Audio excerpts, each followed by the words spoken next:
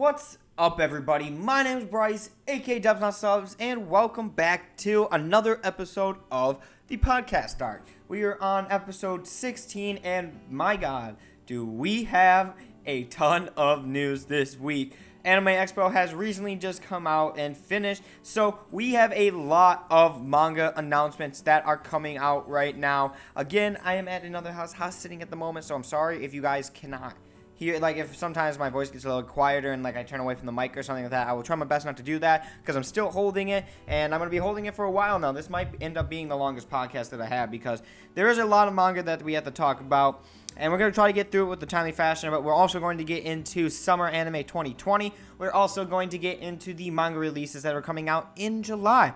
But I hope you guys are all having a good day. I hope you're all going to have a good week. Please make sure to like, comment, and subscribe if you feel that I've deserved it. But without further ado, let's get right into the news. And first off, before we get into the Anime Expo, we have Kyoto Animation is going to stream their memorial video on July 18th for the first anniversary of the arson attack. Now, I strongly encourage you guys to go out here and watch this when you have time. Obviously, if you can't watch it at that 10:30 a.m. Japanese time, I don't know what that is in your certain area. I don't even know what that is in my certain area, but basically, come out, watch it whenever you get the chance to, because this will be up on the Crunchyroll platform after this. So come out, pay your respects to the great animation studio that Kyoto Animation was and will be, because they got to stay strong, they got to recover, but we should remember those people who passed away in that horrible event. That was terrible.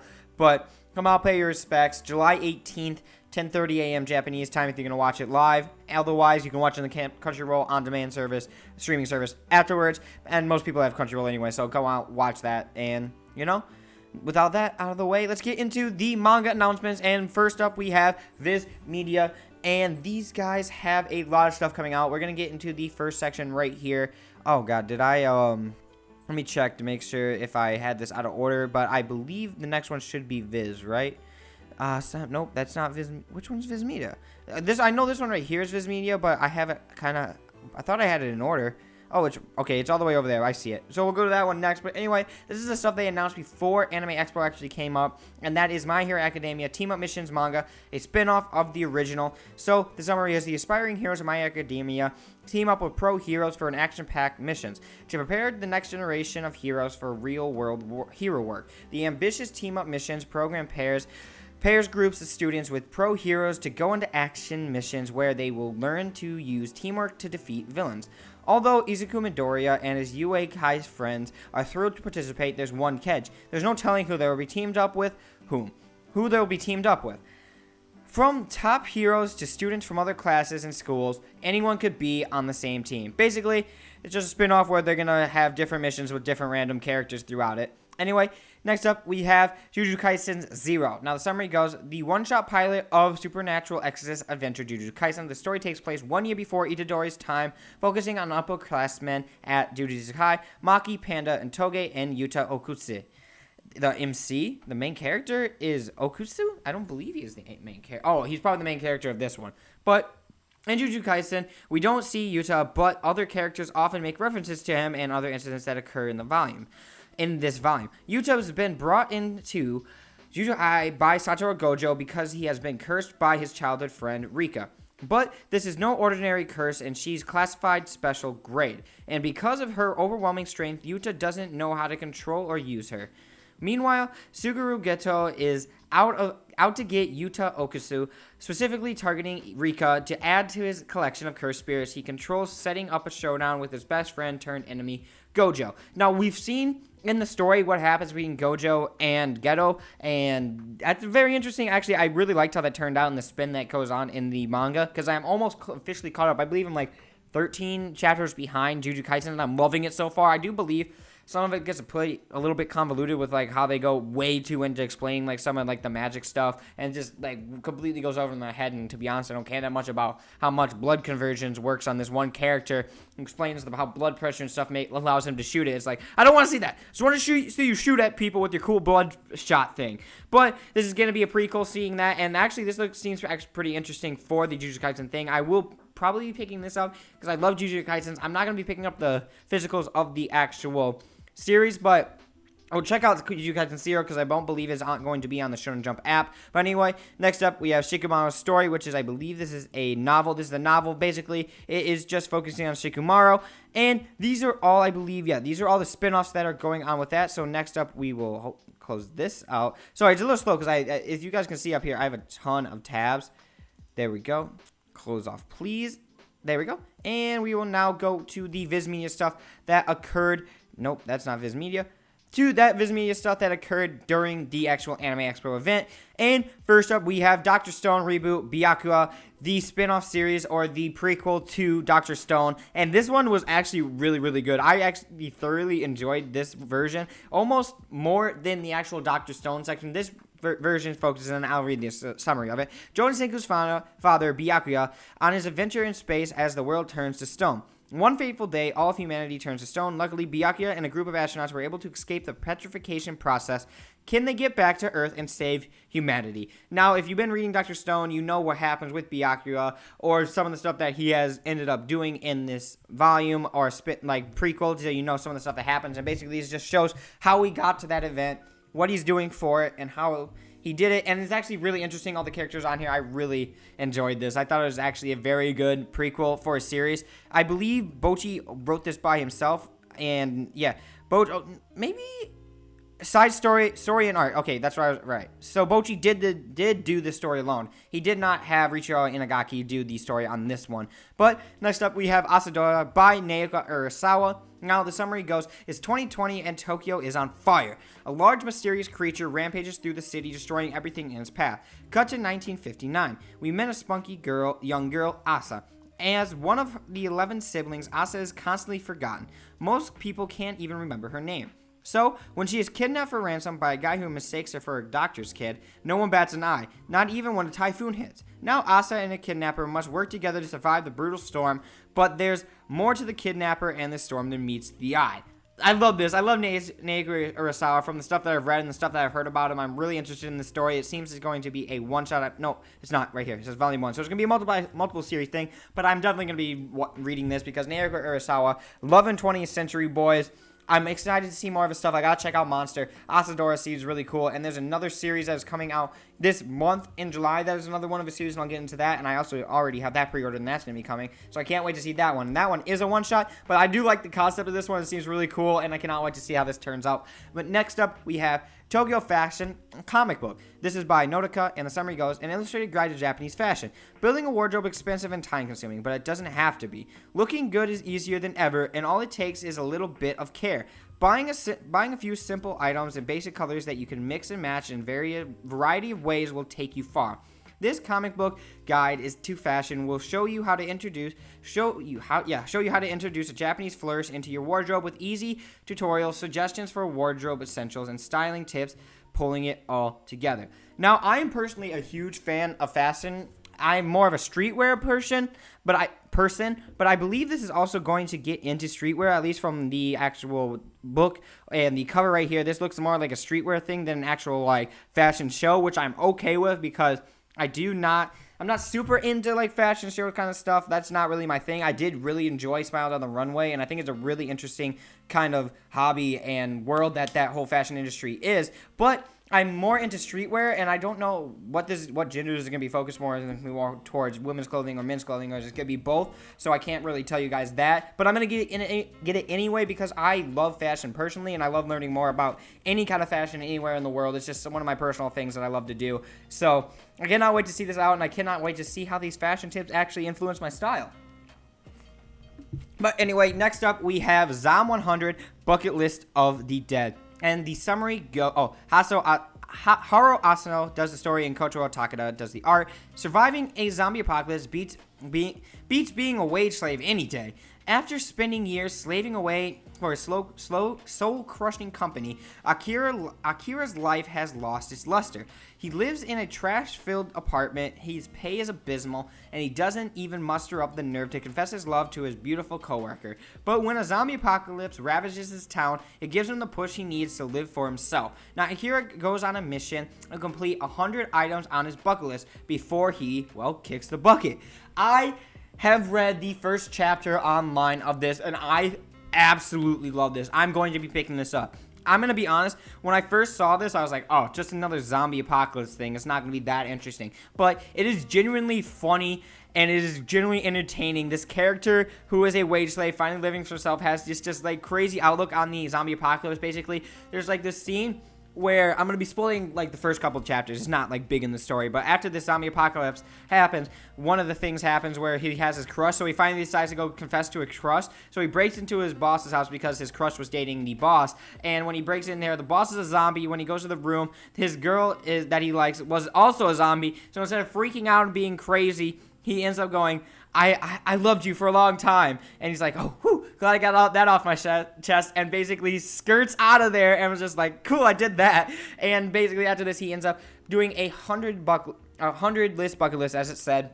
And now the rest of the story is going to be him trying to fulfill all this stuff, live for himself before he ends up becoming a zombie. And I love this so much. This is such an entertaining and good premise for a series. Even though it's a zombie apocalypse, the spin that it takes onto it with the wacky characters that are involved in it, and this dude's specific weird outlook on it, and also the characters that we get to meet on later on. I only read through chapter 3, and I'm not going to read any more because I wanted to know if I was going to like it, and I wanted to also know how I could talk to you guys about this on the show. So it is thoroughly amazing, and it is absolutely 10 out of 10 so far. The potential of this series going on is so good, and it kept my interest, and I love this kind of comedy action thing that goes into it. It is definitely more comedic focused, and it actually has a storyline and is building on different characters, and it's going to introduce this whole zombie squad that's going to be him and a bunch of other characters, and I cannot wait to see where this dude's wacky adventures goes while he tries to attain his dreams. He's a genuinely good character, and I really fell in love with him, and I didn't think I would,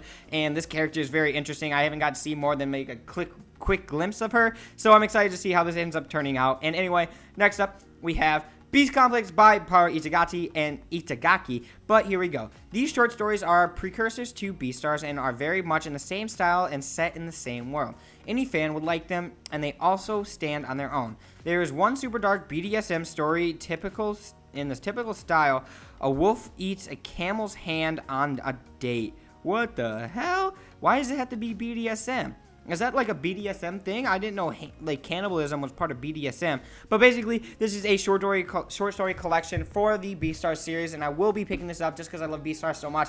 I'm not a huge fan of short stories, so unless I get this on sale for cheap, I'm not going to be getting this day one because I don't care that much about it because I like Beastars, I love Beastars, but I'm not going to buy a short story collection because I'm not a huge fan of them, and I don't end up tend to read them. I end up getting them and they're still on my shelf. I still have the Blue Exorcist one. I still have the Noragami one.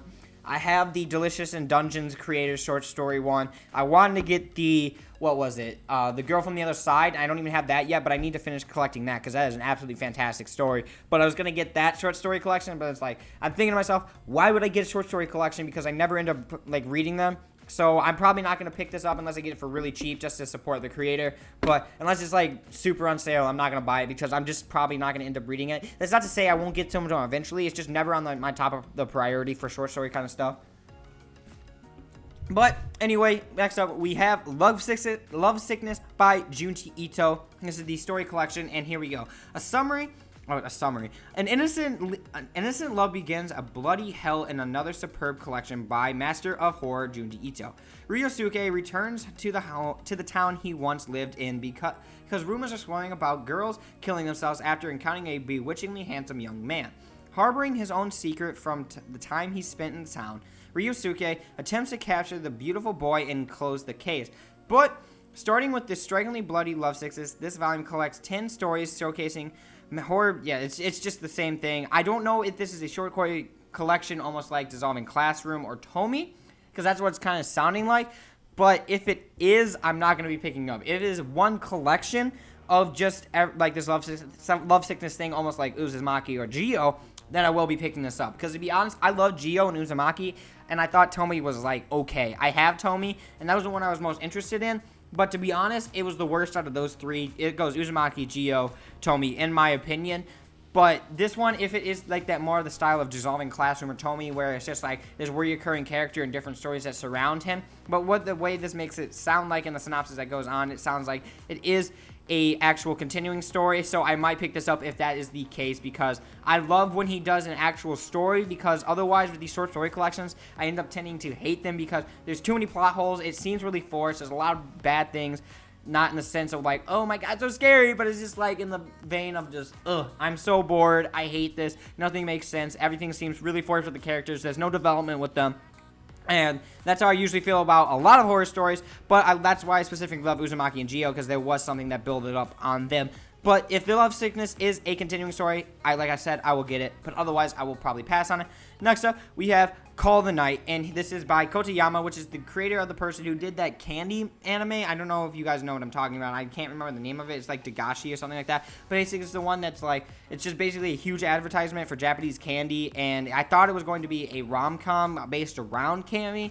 But it's just basically a candy commercial. And it was just like really not that great. But anyway, next up, the synopsis, in my own words, would be a vampire romantic comedy through a male point of view, brimming with teen angst. The high school protagonist is clueless about his feelings and desires. There's a lot of is this I'm feeling? Why am I feeling this?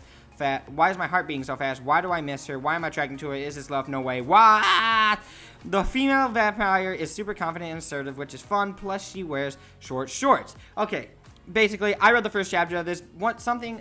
So this kid right here, I can't remember his name, and I can't be bothered to because I hate him as a character. So what happens is he's just this normal character. He's got friends. This girl asks him out of school, and he ends up denying it because he doesn't have feeling for her. So it's like, fine, whatever. So what happens is a girl comes up to him after school and is like, why did you do that? She was crying. And his response is, I'm not joking here. It is to completely drop out of school and never go back and become an incel. Like, I don't like to throw around the word incel because everyone said the Joker was an incel and like that whole debacle, and I don't believe that's true. I also got people called Hobo Johnson an incel. Makes no sense to me, but I don't like to throw that word around. But this dude straight up says in this series that he straight up doesn't like women at all. And it's just like, why? There's no point to him like not liking women. It was literally someone confessed to him, he said no. The girl was like, why'd you do that? It's like, so he decides to drop out of school and hate all women, and he ends up meeting this girl in the night, and he just she goes back to his house to go sleep because he has insomnia, and she's just like, this story just sucks, to be honest. I read like 2 chapters and I'm like, this is the worst thing ever. I would not recommend this. I do not think this is good at all. I thought I would be into this one more than Zom 100, but it was a complete 180. I hate this story and I love Zom 100, and this premise, I can't even, like, it's just a vampire trying to get this dude to, like, she's, like, surprisingly innocent, but she's just, like, that overconfident girl that you've seen a lot of times in manga, where she's just like, I know about love and all this crazy stuff, but when it actually gets down seriously, I'm embarrassed and innocent. But it's just like, it's not that good. It's not that good, and I would not recommend this. It's not a good rom-com and stuff like that. I did not like the last thing that this person created, so this one did not end up being any different. I thought it would be pretty cool. I like the premise of it, but it's not good, in my opinion.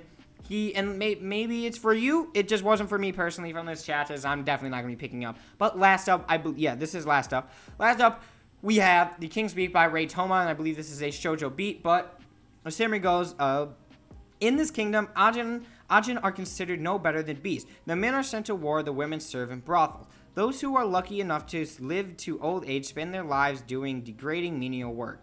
Boys who show signs of magical ability must serve in the imperial family in the palace. Reigetsu's twin brother is sent to the palace to serve the Prince Tenyo.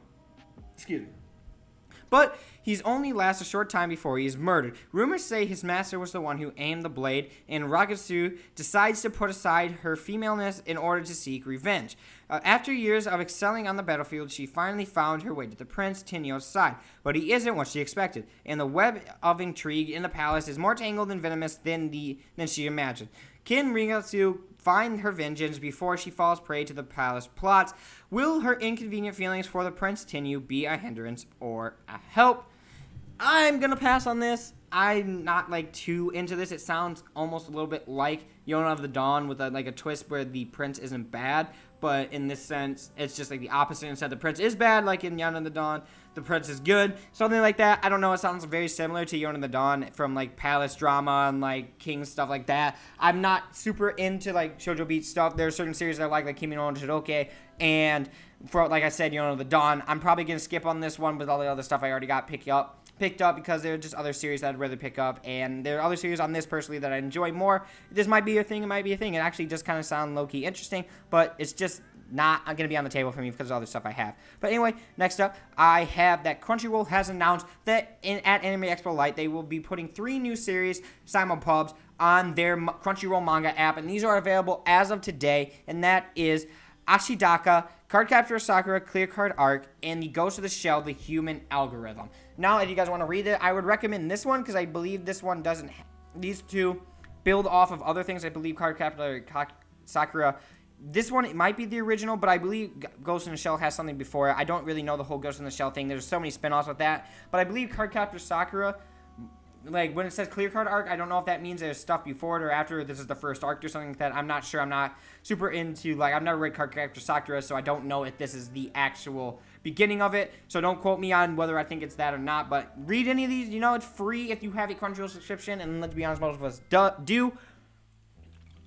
All you got to have that, even if you have a Verve account, and you get a Crunchyroll subscription free with it, so you can read Crunchyroll manga by association through that. So read these, check these out, give them a try. I would personally recommend this one. This one seems actually pretty interesting from what I've seen about it. I've read the first page of it, so beyond that I don't know anything about it, but it looks pretty interesting and it caught my interest when I first picked it up. So that would be my one that I'd pick out of all these, and I will check out Cardcaptor Sakura to see this beginning and see what it's like, because I've heard a lot of people really like it. But anyway, next up we have Manga Planet has announced at Anime Expo Light that they are going to be licensing 4 more series, and there's another one after this that is probably going to be one you hear, but they have Enchanted Racer, Karin, Prince of Lang Ying, and Zan. And I want to look up this last one called Zan, because I believe this one is by the creator of Attack on Titan, because it's by Yoshitaka Yamado. And I've heard that name before, and I know for a fact that I've heard it somewhere, but I couldn't remember where. And I do believe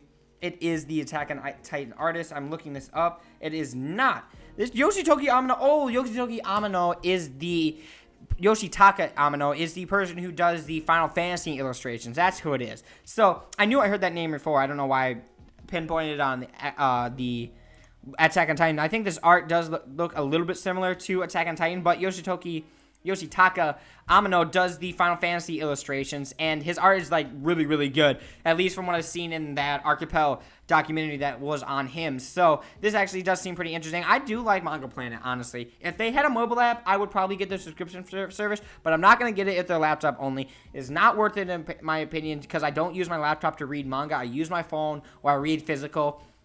I'm not a huge laptop reader, so it's just that's the reason I don't get it, because I do believe they have some really good indie titles. Anyway, next up we have Manga Planet that announced that they are going to be releasing Kiya Asama's Silent Mobius. Now, I know nothing about what Silent Mobius is, so it just says, member of the Attack Mystification Police Department, fight against extra-dimensional creatures. From what I know, this is pretty popular for a sci-fi thing, so if I got it, I would check it out, and apparently it's really good. It's made 30 years ago, I believe is what it said, and it seems interesting. Again, if I had it, I would check it out, but this seems to be a pretty popular sci-fi thing, and if you guys have heard of it, you can read it here on Manga Planet for the first time in English.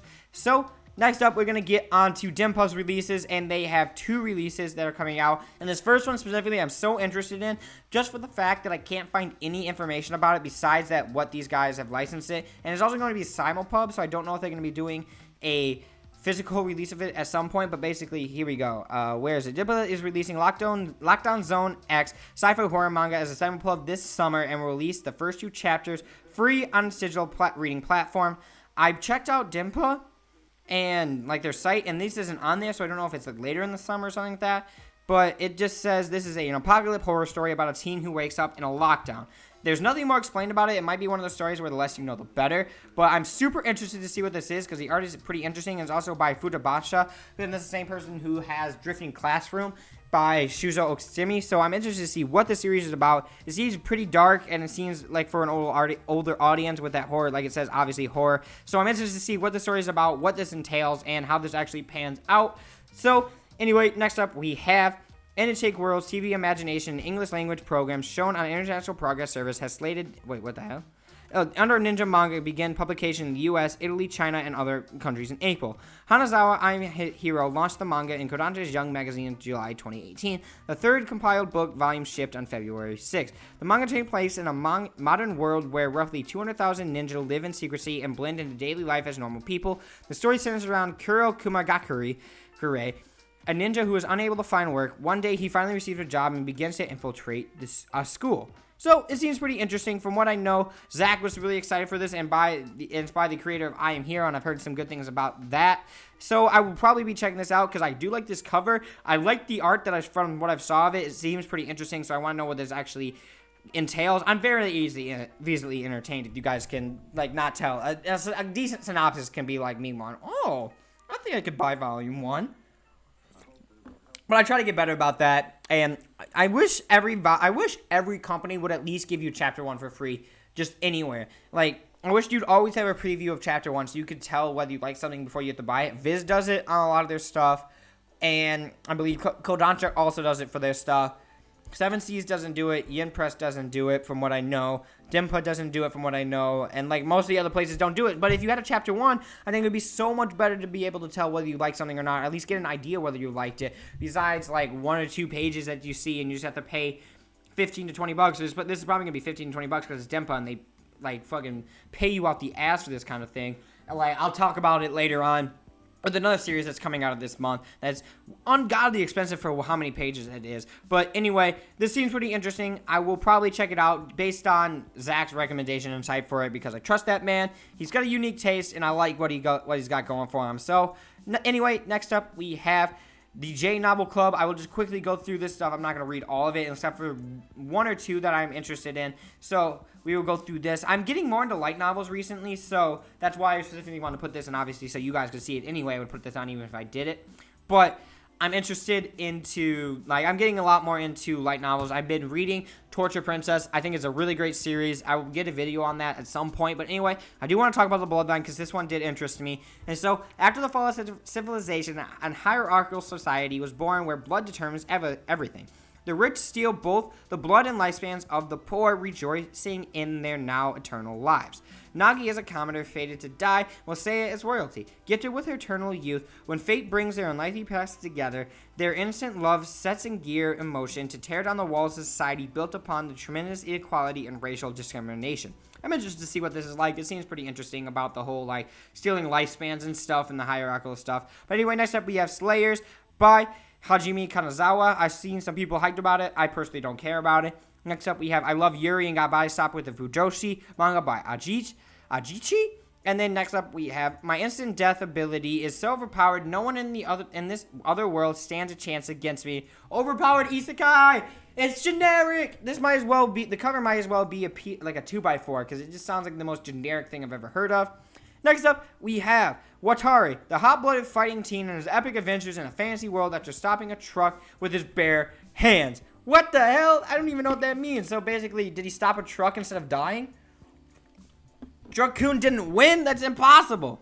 But that is it for that one. There's some more. I will get to, there's one more specifically that I do like. And it is basically a mystery novel, so we'll get into that in a second. It is not on this one, so I'll just quickly run through these. And that is, where is the name of it? What, is it not up here? Or is it on the bottom? A Lily Blooms in Another World is this one. Does it have a Record of Wartena War? It doesn't have the actual title, but it's on there. Luckily, it's in English. And those two are on there. And then we have next up, Mapping the Trash Tier Skill That Got Me Into a Top Tier Party. Generic Isekai. Great. I can't wait for that to be forgotten and never even talked about. I'm just kidding. I just personally don't. Unless an isekai is really unique, like Torture Princess or like some other certain series there. They have to be really unique, otherwise I just don't care, because there's just so many ones. Anyway, Mapping the Trash Tier Skill That Got Me Into a Top Tier Party. They have a manga version of it. Still going to skip on it because I don't care, manga or light novel wise. The Sorcerer's Receptionist seems like another generic thing that I don't really care about. Then we have the Black Summoner. Is that all of them? Where's the other one? Maybe it's not on. Is it not on there? There's one called, Homes of Kyoto. I don't know why that's not on here. Wait, what?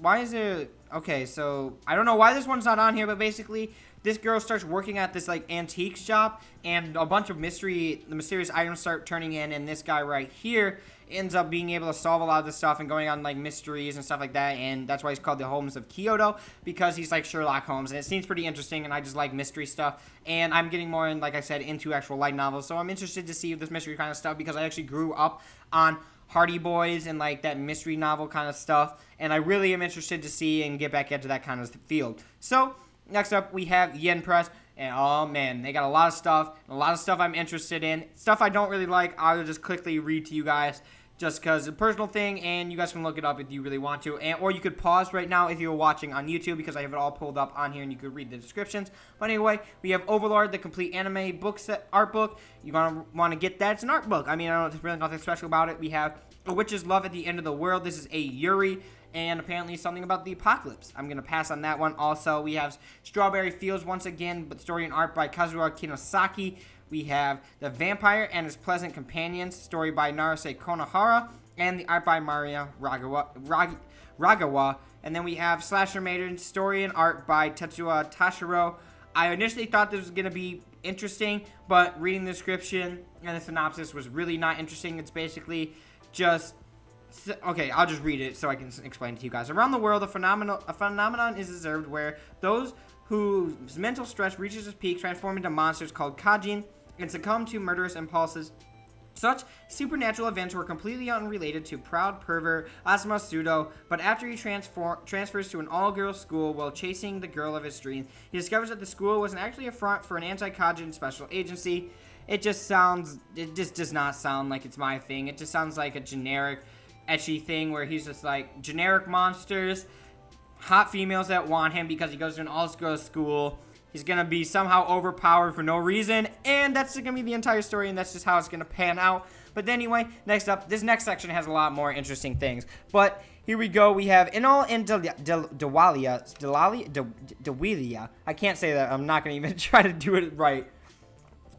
But here we go. This is when Analia, the coy angel, and Dwalia, the serious devil, get into frivolous spats, the whole world gets caught up in their antics. Whether it's wrecking New York in a bid to nab some famous cosmetics, getting into a car chase in Paris over a clothing quarrel, or sinking Tokyo thanks to a zombie outbreak, it's the advent of an otherworldly duo who are both beautiful and obnoxious. I love this. I love my comedy manga, and this just sounds like these wacky antics that these two are going to get into are going to be really fun and entertaining, and they just sound really cool. This is also by Witchat Atelier, so you know the art's going to be on point, and his story is for Witchat Atelier is actually really good. So it is so good. I cannot wait to see this. The antics they're going to get into seem really funny and over the top, and I can't wait to read this one. I will be picking this one up. Next up, we have Mariko-chan, and this is, when a girl sees horrific creatures that can't be seen by ordinary people, she doesn't run away or confront the creatures. She simply tries to live a normal life.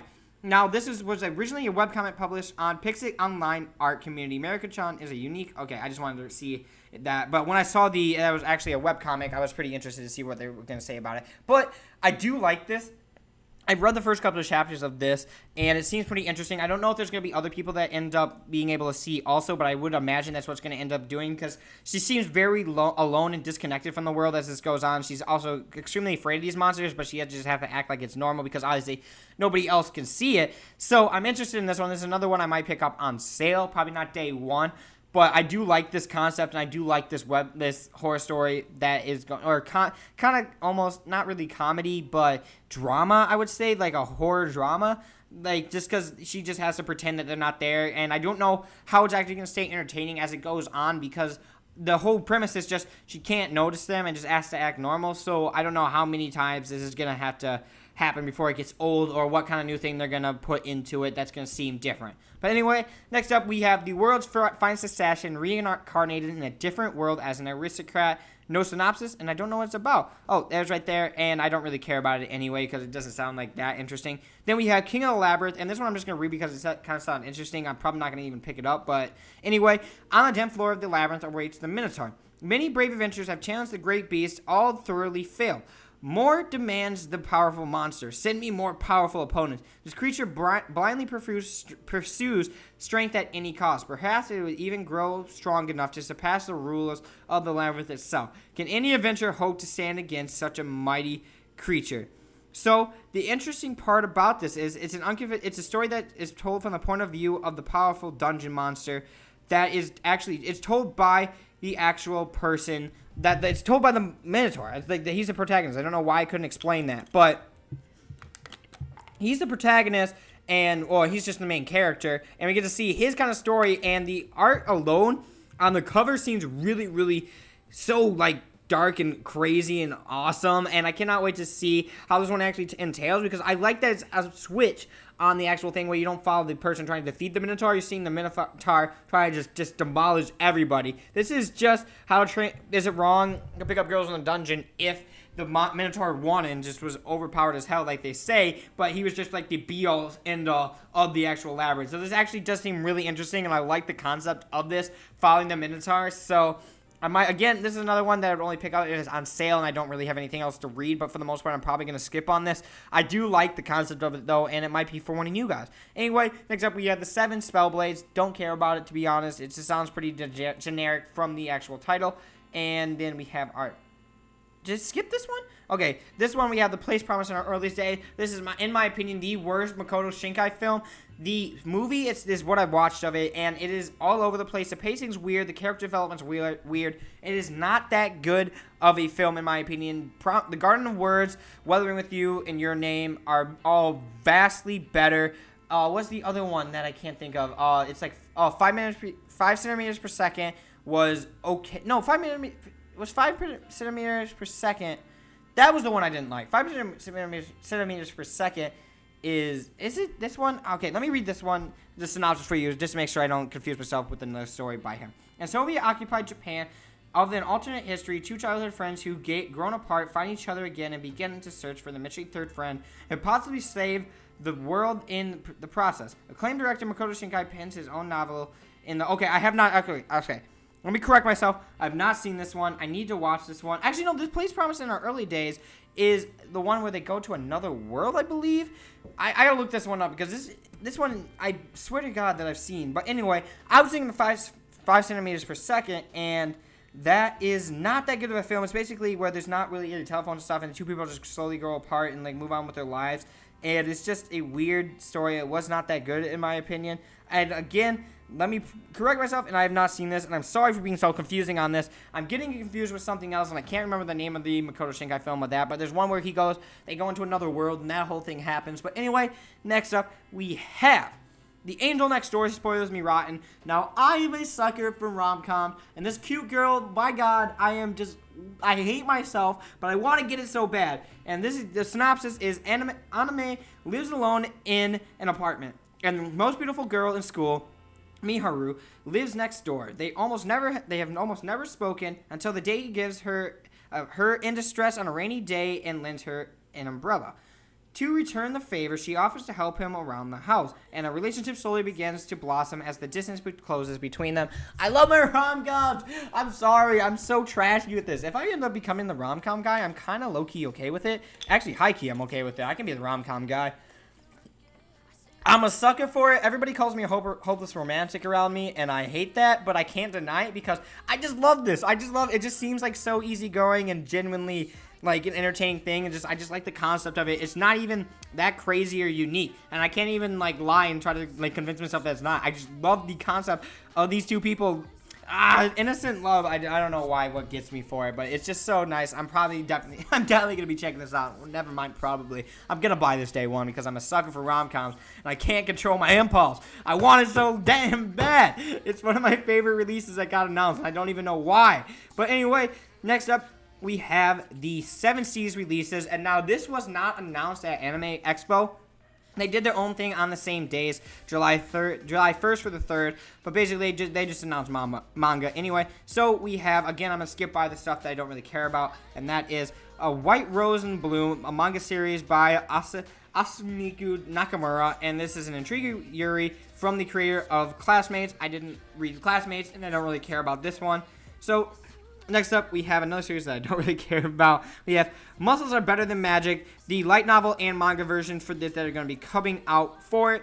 Again, not super into it, but the manga art looks absolutely terrible. Like the left, if you guys can see, this is actually really well done. There's nice shading. It looks like it's painted. This next one looks like it's somebody's like first art project. Like someone who's good at art, but looks like they need to be like a lot more trained at it. It just does not seem that good, the art-wise at all. Next up, we have Rosary in the Labyrinth, a manga series by Tosuke Shia, the lavish illustrated tale of a young girl guided by monster boys. Again, I don't care about this. It's just not something that interested me. So, again, I'm going to pass on it. Cat Boys, if you like that, That's there. Another one, we have the brand new licensed novel, Failure Frame. I became the strongest and annihilated everything with low-level spells. Light novel and manga series by Kohara Shinozaka, KWKM, Izuzaki, and Shuya Yusui. A fantasy series about power and revenge. And guess what? Boring! I believe it's going to be doing... Did it say manga and light novel version? Because that's why I believe there's two versions of this. There's a light novel version and then the manga version. Did it say it up here? Yeah, first one is a both, so it's a manga and light novel. Get a pass on this, another generic isekai. Next up, we have Donuts Under a Crescent Moon manga series by Shio Yusui, a lovely Yuri romance about learning how to love yourself. Again, gonna pass on it. Not a huge fan of Yuri, never really have been. There's one Yuri series that I'm going to check out that is by 7 Seas later in the year, but it's not out yet, and that's the only one I want to check out. And it's like a darker series where this girl is getting like basically trashed on in the party, and something happens where I believe they all die, and then she ends up getting with the girl she loves and joining her party. It seems pretty dark and actually pretty entertaining and unique for a Yuri manga. So I liked it, and I'm probably going to be checking that one out. That one's a fantasy, not an isekai. Not that it makes it any different. They're basically the same thing. Next up, we have Dungeon Toilet, a manga series by Roots, a comedy about the search for the finest toilet in a fantasy land. Sounds funny. Not interested enough to pick it up, to be honest. It just seems like a cool concept, but not something I'm going to be picking up. Next up, we have a series that I will be picking up, so we're going to be finally reading a description for this. And this is... Wait, let's make this up. Make no bones about it. And this is Die Dark series by Hashishida. This is the person who did Dorohedoro. And this is Zaha Zanko's body has great and terrible powers. They say that possessing his bones will grant you any wish, even the desire to become the ruler of the universe. But Zanko is still a teenage dude with his own life. And he isn't about to let every monstrous lowlife in the galaxy rip him limb from limb. He and his skeleton buddy, Avakian, will use their dark powers to fend off any murder attempts while they search space for whoever put this curse on Sanko's bones. Because killing them might end the madness, and then Sanko can celebrate with his favorite spaghetti, don't miss the hilarious, twisted, gruesome new series of Q Hasashida's creator of the manga and Netflix anime Dorohedoro. This is really interesting. I loved it. Obviously, I didn't even know that last part about him eating spaghetti, but it seems pretty cool, and I love it, and I'm going to be definitely checking this out. I missed on Dorohedoro, so I don't want to miss on this. But next up, we have Berserk of Gluttony by Isaki Ichika, fame, and Daisuke Takano, the dark fantasy light novel manga series about eating the strength of your enemies. Don't care. Generic fantasy isekai. I don't care. It's just nothing that interests me. Next up, we have a brand new license amount by Ride Your Way, the novel and manga spin-off by Masaki Uesa's Miko Toda, Reiko Yoshika, and Machi Hiyachi, based on the film about the love and grief with a magic touch. I would rather watch the movie, not read the movie, but I would rather watch the movie. I love Masaki Uesa's directing. Nice Short Walk on Girl was really good, so was Keep Your Hands Off Ezekin. I need to watch Tatami Galaxy, and then another one that he has. But I like this series. I like him as a director. I like the concept of this series, so I will be checking out the movie. I will definitely be passing on this for my personal self, so if you guys want to check that out, go for it. But for me, it's just not going to be my thing. And next up, we have Yen Press did the thing like how Viz Media did, and they had a couple things announced before Anime Expo. So they had a Certain Magical Index SS, the light novel, a spinoff of a Certain Magical Index. We have Goblin Slayer Side Story 2, another light novel spinoff. Then we have The White Cat's Revenge, as plotted from the Dragon Kids Lab manga. I don't know what this is about, but I don't really care that much. I'll read the synopsis for you guys just because I'm genuinely interested in what this is about. My life was pretty ordinary. Go to college, live in an apartment, hang out with people, but because of a pompous, irritating girl I grew up with, I got dragged into a huge mess. As usual, now I'm in another world where she is a well-respected shrine maiden, and I got turned into a cat. How did it come to this? What the hell? I have no idea what this is about. Genuinely more wacky than what I thought it was going to be. Interesting. Still going to pass on it because I don't care that much about it. But I'd rather read Wishes Away. It's a better series about someone turning into a cat. And, oh, crap. Oh, Marie Okada is one of my favorite directors of all time. Makia One, The Promised Flowers of Boom, Anohana, Anthem of the Heart. Obviously, you have Whiskers Away. Then you also have her write for O Maidens in your Savage season. All fantastic series. Marie Okada is a fantastic director. Go watch Whiskers Away instead if you haven't. And last up, we have Wolf and Punishment Manga, a spinoff to the Wolf, Spice the Wolf series. So next up, we have the Mangamo app has announced at FunimationCon that they are going to be releasing Japan Sinks, the manga series of the Masaki Uesha directed series that is going on Netflix, the original manga on their app. Their app. So it's only on iPhone right now. And speaking of the app, is going to be getting an Android release soon in the coming weeks or month based on what this says. It was announced during the Anime Expo Light event, and they are planning to release the Android version very soon. I'm interested to see how this is going to be. $5 is not too bad. I gotta see what their whole catalog is. I know they have a lot of Kodansha stuff, but unless they have the entire Kodansha collection, I'm not gonna get it because they do the same thing with Comixology. I've talked about this before, but basically they give you part of the series and then you don't get the rest of it. So unless it has the entire series like that, I'm not gonna be doing it. But basically, the reason I trust Mangamo so much, even though it had such a bad start with them deciding to release an unfinished app like a bunch of idiots, this has money in from Hulu, Crunchyroll, Netflix, and Viz, and Kodansha, Comics Mark, Topin, and North Star Pictures are all in it. So this is insane. Like, there's a lot of money being invested in this, and this could be the closest thing to Netflix-style manga subscription app that we've gotten to, more than Anchor, more than Manga Plus, more than Manga Planet. This is probably the front runner for it because it has so many big names into it. And this, out of all of them, this has the most money getting put into it. So if anyone's going to end up like that Netflix style, it probably will be Mangamo. But anyway, next up, we have did I skip? I want to make sure I didn't miss any of the announcements. Okay, that is every manga release that has been announced at Anime Expo. My God, was that a long thing. And I will also be releasing this as a clip just because I want to be able to have this thing where I show this stuff for Anime Expo, because I did it for Anime New York, and I want to do it for all these kind of events for manga releases specifically. Don't get used to clips coming out on this. Come check out the podcast if you haven't checked out the podcast before. We have a great time. Love giving you guys all the manga, anime news, specifically manga focused. But anyway, guys, if you guys have not checked my channel, go check it out. But anyway, next up, we have the Oscars has invited more people from the Japanese anime industry, and we have cinematographer Takashi Hamada, who did the live-action GTO Great Teacher Onizaka series. We have cinematographer Katsumi Yanagaki, who did the live-action of Kanji the Great Gambler. We have music composer Michiko Asama, Fullmetal Alchemist, Les Chevaliers de Yon, and Little Witch Academia. We have screenwriter Seiyoko Kinoshita by A Little Journey in Picadon. And then we have animator Fukusaro Yukasaki, who did The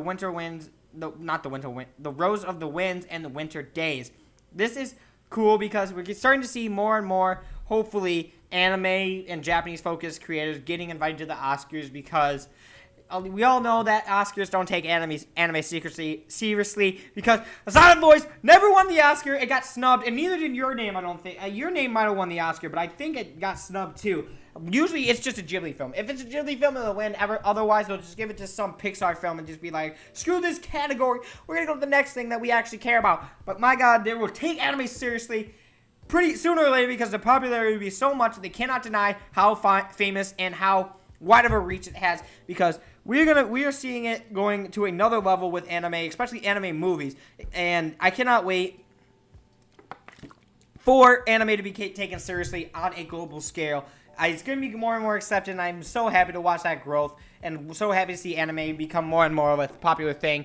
But anyway, next up, we have Irodori Aqua, which is but if you know the manga community, these guys have done doujinshis that are not hentai. They have hentai, but this is specifically, their site has this is their Safe for Work site where you can download and buy all their doujinshi that they have on here. They have stuff from the creator of Aho Girl, a bunch of really famous Pixie stuff. But the biggest problem with this is that I know that they're doujinshis and they're more niche and stuff like that, so they try to justify that's why it's more expensive, but I will never pay $5 for 36 pages. You cannot convince me that in any way, even 50 pages, to pay that much for anything. I'm just not going to pay $5 for 30 pages in anything. I don't care enough about something that much to pay that much.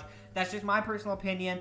If you guys want to do it, that's fine. Like, there's a lot of really unique and stuff like this. Like, Raincoat Kids. Not Riverbed Projector. I've never seen that one. But Raincoat Kids seem really engaging, really cool. I like the uniqueness of it. So did No Guard Life and My Wife is an Only. I've actually read that one before, and I thought both these ones were pretty funny. But they're too expensive for me, and I cannot keep paying $5 for 36 pages every time they release one of these. If they did, like, $10 for a regular size manga, like if they collected these in like that kind of size, then I would pay for it. That's just my personal opinion, my personal thing on it.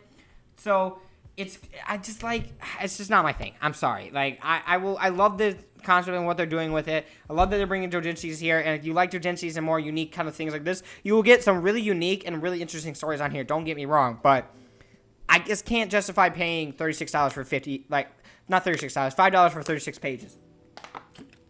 Oh my god, I'm consuming water like I'm dying. And also, if you buy their site, you will be able to earn points where you could get free manga discounts and stuff like that from their site only. And I don't know if there's... Oh, here's some other stuff that they have released. They have Arrested Love, I Became a Friend with a Delinquent Girl, Mermaid in a Bottle, and Strictly Casual. I've seen Arrested Love. I've heard of this one before, and I've also... that's the only one I've heard of, but this one I remember being pretty good, Arrested Love. So if you want to check this stuff out, it's going to be coming soon. Check it out, Irodori Comics, or Irodori Light. I will leave a link in the description so you go check it out and see what it is. It's free to check out the site. You can see what kind of stuff they have, and they have actually a really nice site. I would go in there just to check how nice that site is, and I think Denpa should go check out that site because they need to learn how to make an actual good website, because my god, is their thing terrible. I hate their website.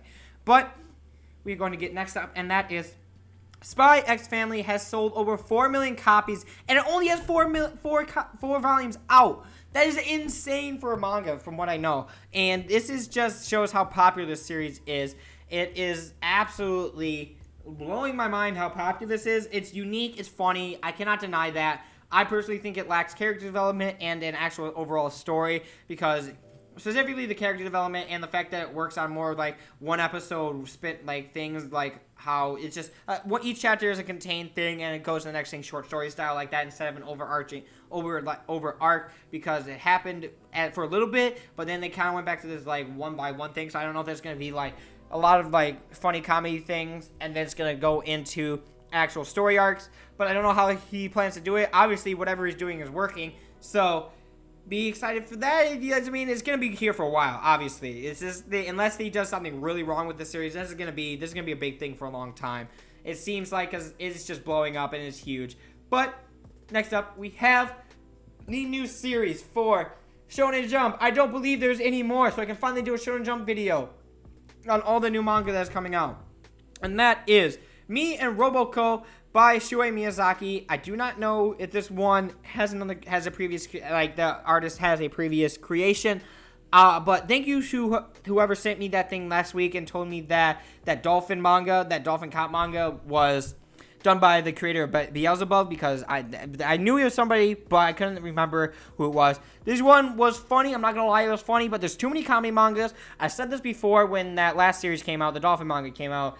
These series are getting an axe. This one's probably going to get an axe for some ungodly reason. Mori King is number 4, and it just blows my mind because I absolutely hate it. And so that's going to stay, apparently, and I hate that, which means Mitsuma might be on the chopping block, and if that gets cut, I will be physically and mentally destroyed for at least like a week or two. I cannot handle that series like ending because it's so good in my opinion. So this one's going to go. Bone Collection might go. I don't think the dolphin one would go, because I think that actually the thing that happened in chapter 2 today added a really, really cool spin on it to this dissective thing. Is not only a comedy, there's a actually interesting story that's gonna go into it. So I really recommend you go reading chapter 2 of that dolphin manga. I cannot remember the name for the life of me, but read that if you haven't got the chance, or if you thought that the first volume wasn't for you, because there's a lot more going to the story than what I thought there was. And I already liked volume 1 for the comedy, but that after setting up the comedy, is actually set up a really cool premise that is going on in this like area of Tokyo, and I cannot wait to see where that goes. And it's actually genuinely really good, and the art is awesome. And oh man, did that color page for chapter 2, like that was one of my favorite things. I love ocean pics, like ocean drawings and just oceans and like bodies of water in general. I just really find them peaceful, calming, and really nice. But that Hawaiian like kind of tropical scene that it sets up and like looks like in the color page is so fantastic. I love it so much. This series is going to get axed. I think it's funny, but it's not that good. This is going to get axed. This one, and there's another one that I can't remember that came out too. That's the other comedy manga that came out that I feel like I'm missing. And that one's probably going to get axed. Oh, the Magu-chan one. That one's pretty funny too, but I also don't know if that one's going to stay. I feel like this one and Magu-chan will probably go. Either that or Bone Collection will go instead of the Magu-chan one. But there's going to be some cuts coming. Something's got to go. Because something's got to give. And we got to get something like traditional shonen coming here. Because I don't know why this turned into like Comedy Week on Comedy Central. But something's got to change because there's too many comedy focused manga. But that one series, that Dolphin one, trust me, that's a sight to behold. And that's got some potential for it.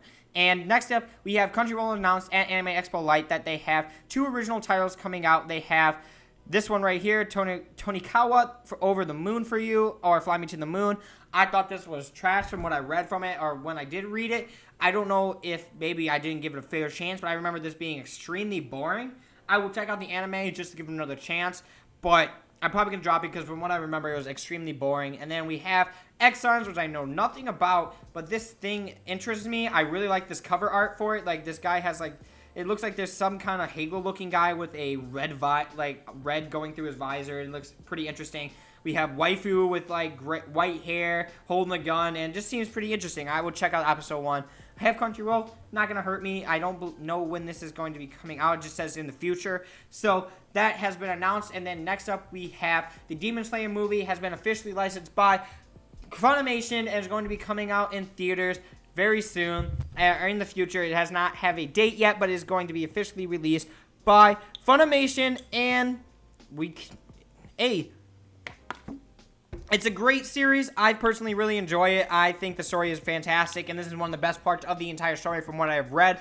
The Flame Hashiri is so fantastic. I love it to no end. I love this series. I cannot wait to see it. UFO Table has fantastic artists and directors, and even though they stole money from people, they are going to put out some top-tier stuff like they do. I cannot wait to see this personally. I love this. This is definitely a smarter way to get a ton of fucking cash. They are going to rake in the money with this. Like, I cannot even fathom how much money they're going to make from this series and, like, this movie. But that is that. It is going to be officially released through Funimation. So Funimation is going to be doing great on those physical sales when that DVD Blu-ray comes out. But next up, we have My Senpai is Annoying. This manga has been released in English, and that is also later in this month that's coming out. But this is something I was going to pass. I'm getting kind of, like, I'm not going to lie. I'm okay with, like, lollies in anime and manga to a certain degree. Because, like, I'm okay, because not every lolly is sexualized, right? Not every lolly is, like, weird, like, child porn or something like that, where you're just kind of like, oh, this is a little bit uncomfortable. But, I mean, this one is just clearly, like, they're trying to make this child just 30 because they want it to be. Nobody looks like this that is 30, and it's just as weird to me, because it is a rom-com. I'll get more into that, into the actual synopsis of what this series is. Gonna pass on this one. I'm a bit weirded out by it. I don't want to, like, it just adds a bad stigmatism to the anime community, and it doesn't really, they don't need to be that young. They don't need to look that young, in my opinion. I just don't see a purpose to it. Like, Sweetness and Lightning, Yotsuba, other series, I cannot, like, I'm just trying to name them off the top of my head. Oh, what's the other series? You can do the Dolphin manga, too. They don't have to be sexualized to be, like, they could be there and serve a good purpose and, like, be reasonable and great characters, and you can do that own thing. Even Monogatari, I believe. I don't know the whole thing with that whole lolly thing, but I don't think she's sexualized pretty bad, but I also that series is also known for being super sexual, so don't quote me on that because I have not caught up to the actual manga or anime of that. I'm reading the manga so far for that. But anyway, next up we have the Dungeon of the Black Company is getting a TV anime. I am so excited for this. Okay. This is one of the first series that I have picked up just randomly, and it is an isekai. Now, hear me out, though. This is genuinely one of the funniest isekais that I've ever watched. Basically, this guy right here is a professional NEET. He starts at hotels, and he, like, buys a bunch of, like, land, starts renting out apartments for this stuff, and he becomes a NEET. He gets sucked in this world and becomes a slave to, like a company, and so now he plans to start his own company, the Black Company, and undercut this company and become his own major thing, so he become a NEET again. And now the antics that he gets to try to undercut people and try to twist and turn the wacky stuff he tries to get into, and like this lizard creature right here who just goes along with anything he says. The hero that we get to see what the hero entails. This character right here, which Neon, if you're watching this, you're gonna really like that character. This character right here with elf ears, that's a wizard. Trust me, when this comes out and you learn who this is, you're going to have a new favorite person. And then, who's this? I'm trying to remember right now. It's been a while since I've read this. Who is that? What the hell? Oh, this is probably, I think this is the company, the head of the company of the black company. But it is such a fantastic series. It is so funny. The whole thing about, like, these corporate overlords and him just being this huge, he's a dick. He's like a straight up dick. He's not a good person in this. He will undercut you. He will blackmail you. He will do whatever it takes to get his NEET lifestyle back. And this adventure is so nice. The art of this manga series is so good. I love the characters. It's so funny. It's so good. I don't care what the male rating is, so I don't care what base says. It is a great series. I will die by this. I will fucking go full Gluttner on this series if I have to. But I cannot wait for this to come out. This is going to be so good. And does it say the actual date? I think it just has an announcement. Yeah, it's just announced, so I don't know when this is going to come out. Waifus to the max. Great characters, funny story. I cannot wait to see this get animated. I don't know who's going to animate it or anything like that. But anyway, next up, let's get into the anime for summer 2020. I'm just going to go quickly over some of the stuff that's coming out in 2020 that I'm going to be specifically watching for it. Because, God, this is going on really long. I'm going to keep this not long. Going to let Zells have the longest series if I can help it. I will be watching ReZero, the second season. I don't want to say anything, obviously, because Season 1 spoilers. I'm not going to be watching Fire Force Season 2. I'm reading the manga, so I'm way caught ahead of this. But David Production is fantastic at animating. Sword Art Online, I don't watch Sword Art Online. Snafu, I am super into watching, like, seeing the climax for this. I've been waiting for the final of this, because it is actually a very interesting rom-com with some twists and turns onto it, like, really unique characters. Next up, I'm going to be skipping the Misfits of the Demon Academy. The God of High School is going to be absolutely amazing. Cannot wait to see this. This webtoon looks like it's going to be the one that is the staple for webtoons. Tower of God was good, but this series is going to be the one. Trust me. Mappa is going to blow us out of the water. This is going to be balls to the wall from the beginning, over the top. This is going to be what everybody's talking about for webtoons. Mark my words. You can quote me on this. And anyway, next up we have Rent a Girlfriend. I'm going to be making a video on this. I have been reading the manga series for this. I have a lot to say. Again, check out my video future on, so make sure to hit the subscribe button if you want to see what I'm doing. Shameless self-promotion, baby. Anyway, next up, Monster Girl Doctor is the most Monster Musume ripoff ever. Because it's just like, this Lamia secretly likes the doctor. I swear to God, the Minotaur gets introduced really recently. She's uptight and she's very, like, righteous, like the girl in Monster Musume. The mermaid, I don't know anything about her yet because she hasn't been shown, but I watched episode 1. The animation quality of this is absolutely dog shit. But I'm still going to watch it because I am a trashy, etchy person, and I cannot wait for the memes to come out of this. And it's just a Monster Musume ripoff. It's not that good, to be honest, but I'm going to watch it because I got nothing else to do. Next up, we have Uzaki-chan Wants to Hang. I'm going to be not reading this. I'm going to be watching this because I like the teasing manga. Please don't tease me, Nagatoro specifically. Have not watched, please, Teasing Master Takagi-san. I need to read that one. I have volumes 1 through 3 at my house, so I need to actually read that. But this one seems really cool. It's just another teasing manga. Seems like it's going to be fun. Nice read. Get a skip on Peter Grill, just a basic ecchi, like I'm any better than reading that. I will probably just watch episode 1 if it comes out on a day that I'm not watching anything else. Decadence, I am super into. This one I'm actually super interested in. This is by Studio Nut. That's the only reason I'm interested in it. No, I'm just kidding. The actual animation quality looks super good. And it also has a really good synopsis, and like the general story seems pretty interesting. So, here we go. Many years have passed since humanity was driven to the brink of extinction by the sudden emergence of unknown life forms called Gadolls. Those humans that survive now dwell on a 3,000-meter high mobile fortress, Decadence, built to protect themselves from the Gadoll threat. Denizens of the Decadence fall into 2 categories: gears, warrior who fight the Gadoll daily, and tankers, those without skills to fight. One day, Natsumi, a tanker girl who dreams of becoming a gear, meets Kabakuraki, an armor repairman of Decadence. The chance meeting... Oh, crap. Where'd it go? The chance meeting seemingly two opposites, the girl with a positive attitude who never gives up on her dreams, and the realist who's given up on his, will eventually shake the future in the course of this world. And the other thing that is interesting about this is a anime original. So this does not have a manga, light novel, game, anything. This is an actual anime original, which you are really rare to see in in anime at this point.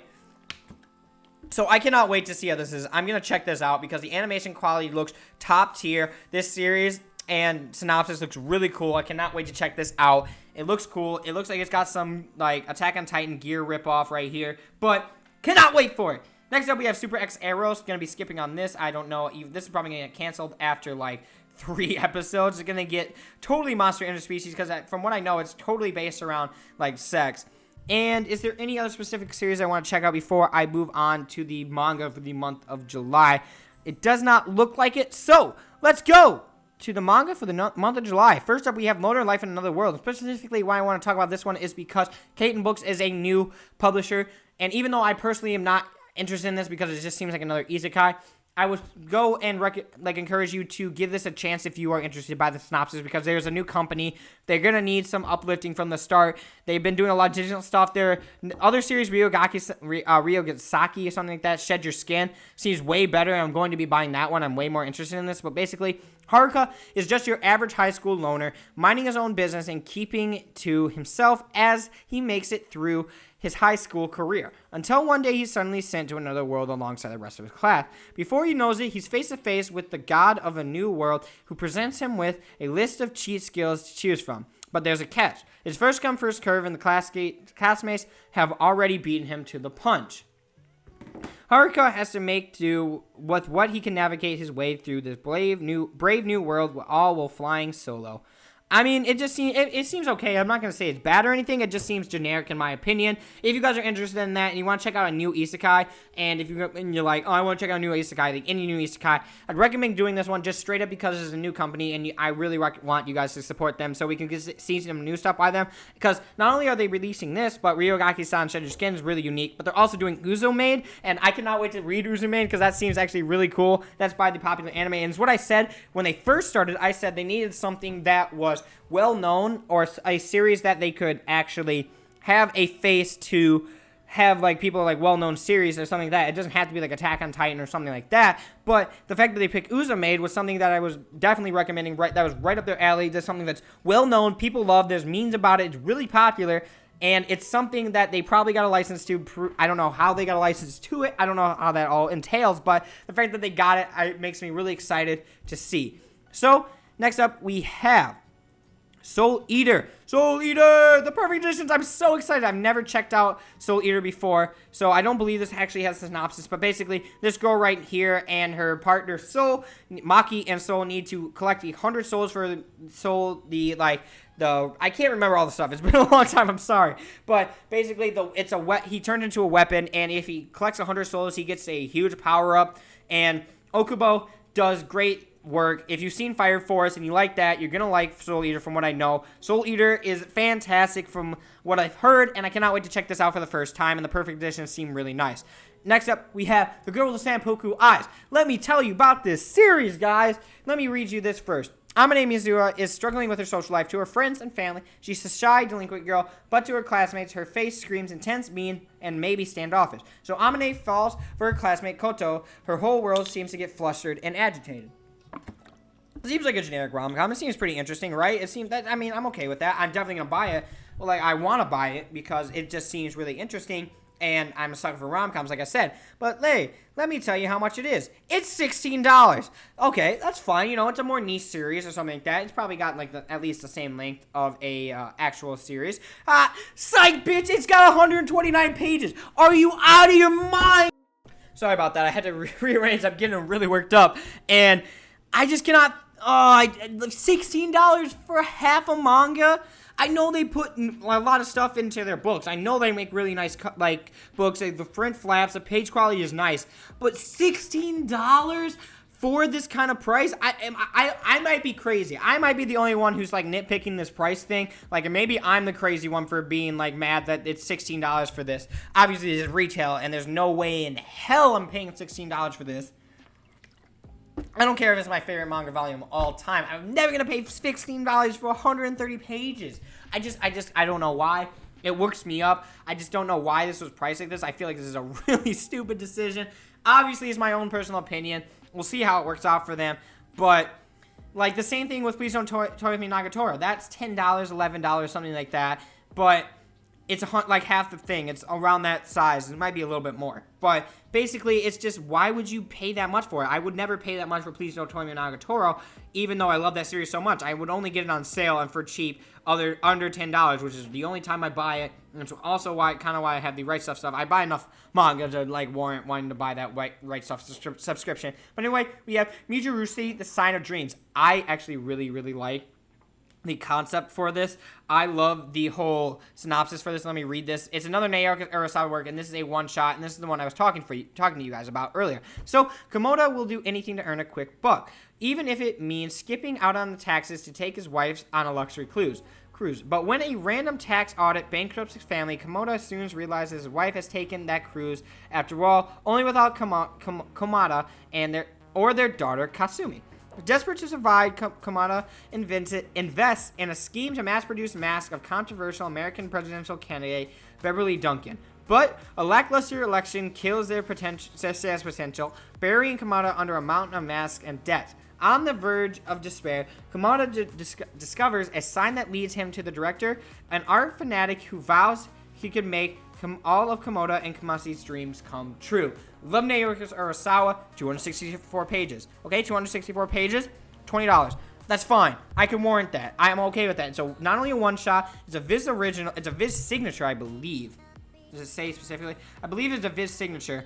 And even if it's not, they do great page quality, and I don't think it's a hardcover, but $20, 264, I can warrant. Anyway, the art alone and the concept, not the art alone, the synopsis alone is what interested me. I don't care who did this series.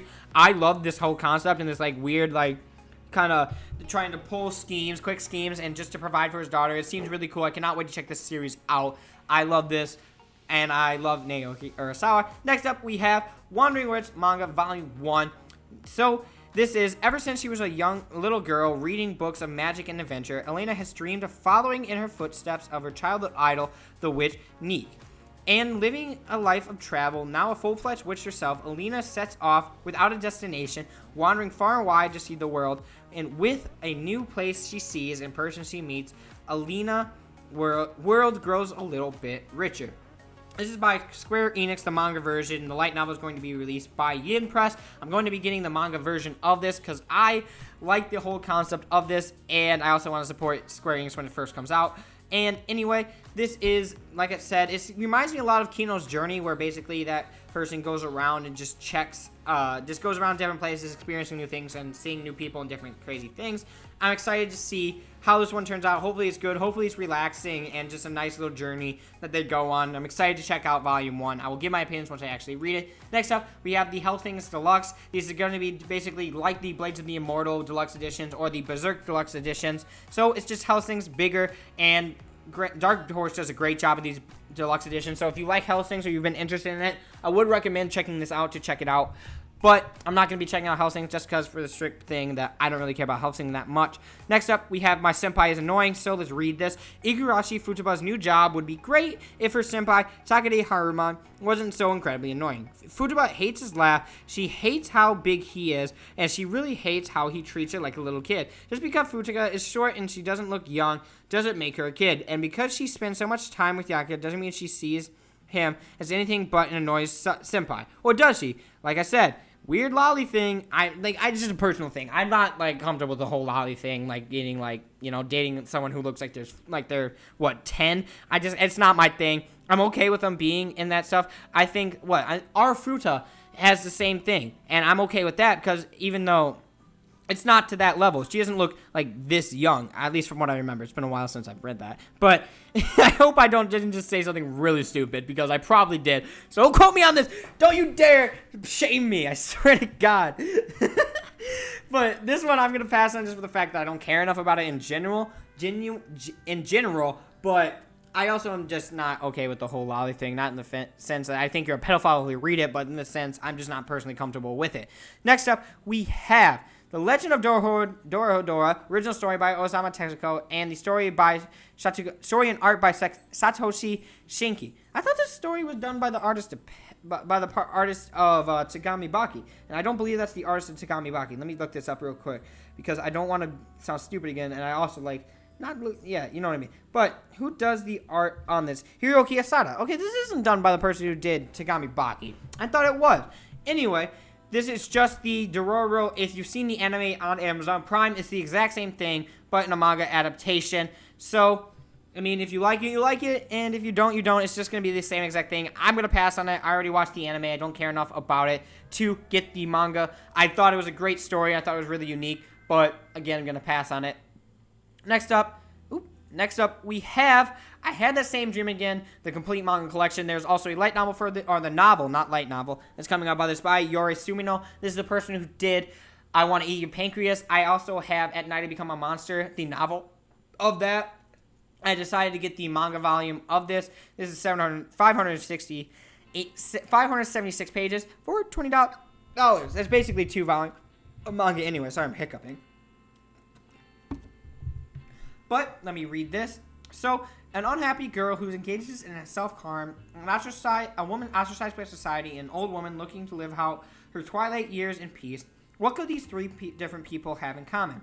That's what a grade schooler, Koyonagi Nakura, is trying to find out. Assigned by a teacher to define what happiness means to her, Nanaka sets out to go get to know these 3 strangers and through them, perhaps come to know herself too. I just like the concept of that, finding what happiness means, seeing these different people in life, how different things affected them, what goes on in that, like their worlds, what happiness ends up meaning to them. That's why I like this TikTok. It's called Are You Happy? I don't know if you guys seen it, but it's really popular on there if you haven't. But basically, this guy travels around the world and just goes up to people and asks them are they happy. We learn about their jobs. We get to see what they think about life and all this kind of thing. And so this really reminded me of that. And I love the concept of this. I loved I Want to Eat Your Pancreas, so I'm definitely excited to check this out. That's why I bought At Night I Become a Monster, because I really like Yori Sumino's work. So I'm excited to check out more of that. And last up, we have Act Age Volume 1. Now, I've read Volume 1. I got it for a reviewed copy. Hopefully, I get it up soon. I don't know if I'll have time to record it and get it up. So I'm sorry if I don't get it up. But basically, read this. It's really unique.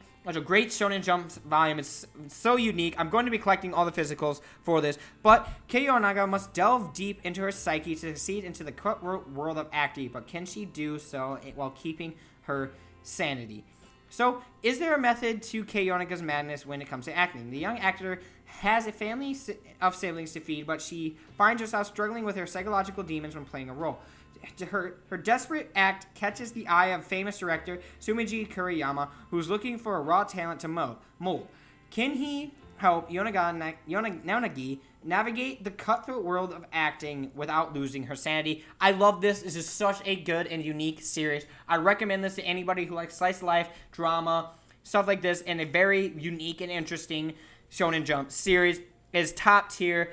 It is such a great series. Volume 1 blew me away. I thought the art was a little bit bad at times, but other than that, I really liked the characters. I thought this is really good, and I would 100% recommend this, and I'm going to be collecting all of this because it's just so damn good. But anyway, guys, thank you so much for watching. I always appreciate you watching these. I hope you enjoyed. Again, leave a like, comment, subscribe if you feel I deserved it. And as always, I will see you in another video.